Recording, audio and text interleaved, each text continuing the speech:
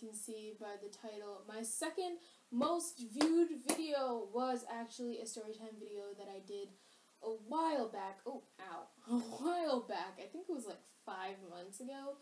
But you guys seem to really enjoy it, so I'm going to be bringing you another storytime video because I want you guys to like the content on my channel. I don't know what day I'm going to upload this, but I'm pre-filming it, so I'm filming it on Tuesday. We'll see when I get it up, and now that's someone else's intro. Let's get into the story. Okay, so this story, as you can see by the title down below, is about my trip to Canada. And Dachi and I went to Canada last summer. I've been there in years, and we wanted to visit Canada, do some sightseeing, and stay with our grandpa for a few days. So we stayed with them for about a week, and I will get to that after, but this is the craziest part of the story. The travel part of the story was ridiculous. It was Dachi and I's first time going on a plane and going in the airport by ourselves, because normally we travel to different countries and stuff with our parents. So this time we decided that it was just going to be Dachi and I going. So we were going, and first we got to the airport, and Mommy and Daddy got, I think it's called gate passes, so they had to go through security and everything with us, and they got to come to my camera's dying. Moment of technical difficulties. Okay, so we got in the airport, and Mommy and Daddy got gate passes so that they can come in the airport gates with us, which was very good and very important because Dachi and I were really nervous to be traveling by ourselves for the first time. I know that if it were just me, I wouldn't have been able to survive the experience without Dachi. She did a lot to help us. She did what Mommy would normally do. She was finding out our gate number and stuff like that. So we get to the gate, and the first thing we did, I think, was get food. That was going to Mexico. We did not get Starbucks on this trip, but we were sitting there, we were waiting. We knew that we would be called to go on the plane in about, I think it was 20 minutes. So we were sitting there waiting, and Mommy and Daddy were like, it's going to be okay, you guys are going to have a great time, it's going to be fine. And then we had to assure them that we were going to be okay, everything was going to go great, and we were going to have a great time. And Mommy arranged that we would get the Wi-Fi on the plane so that we would be able to contact them. So the plane, once we eventually got on the plane, it had free Wi-Fi. But the free Wi-Fi on planes, as you guys know, all it really does is put the 3 bars in the corner. It doesn't actually let you go on Safari or send text messages or YouTube or anything like that. So we weren't able to send text messages. Now, some of you may know, if you travel to different time zones, that in different time zones the time changes. And basically that means that you can either be a few hours forward, a few hours back, or just 1 hour forward, 1 hour back. It depends how far you go to the east or the west. I don't think I did that right. East or west. Okay, so after we got on the plane and we were flying for a long time, we sat next to, it wasn't awful, we didn't sit next to anyone who was really annoying. The woman we sat next to was really nice. She was super considerate. She was a little talkative, but she didn't interrupt us when we had our headphones in or anything like that. So that part of the flight was absolutely fine. We helped her get connected to the Wi-Fi. She actually paid for it, so she got real Wi-Fi, but we weren't able to see what time it was actually, but we didn't really think about that because we were both really tired. We had to get up super early to get on the plane. So Dachi and I both were watching television because they had the TVs in the back of the seats. I was watching Cartoon Network, and Dachi took a nap. And then when Dachi woke up, I was still tired, and I decided not to take a nap, but I was really tired. And Dachi woke up, she said, what time is it? Are we going to land soon? And I look at my iPod. We're supposed to land at 4:30, 4 something. And it's 5 o'clock, and I'm like, Dachi, we're going to land late, we're going to miss our plane. And then she looks at her iPod says 5 o'clock, and we're both sitting there freaking out, oh my god, we're going to miss our our transfer flight, freaking out because we weren't landed yet, and we thought that we were 30 minutes past. And then the woman sitting next to us was like, wait, do you have the Wi-Fi? And we were like, no, we don't. She said, well, your time probably hasn't transferred over yet. Thank you to that woman for telling us that we were absolutely being insane, because we would have sat there freaking out for the rest of the plane ride.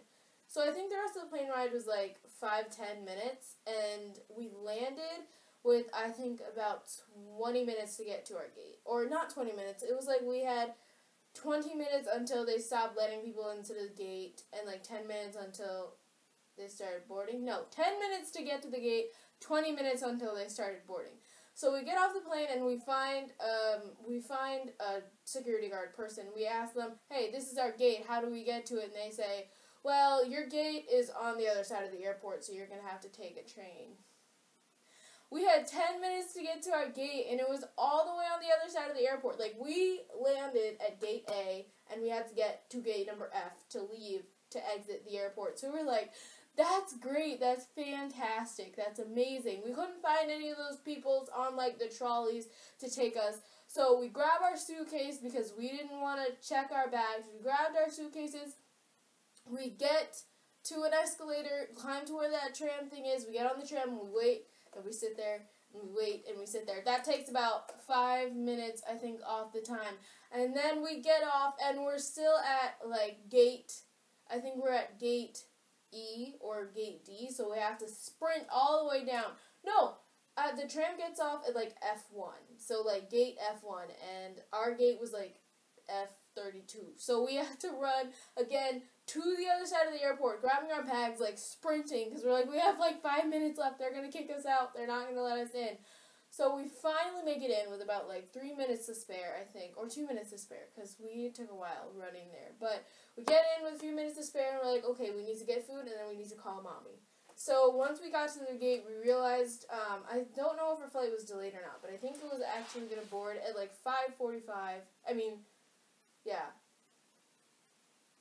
5:45, I think it was, that it was actually going to board instead of the 5:30 that we thought it was. So we sat there and we were like, okay, we need to go get food. So we went to Subway and we got food, and it was delicious. It was perfect. And then we went back to our gate with, I think it was 10 minutes left to sit in the gate before we had to start boarding.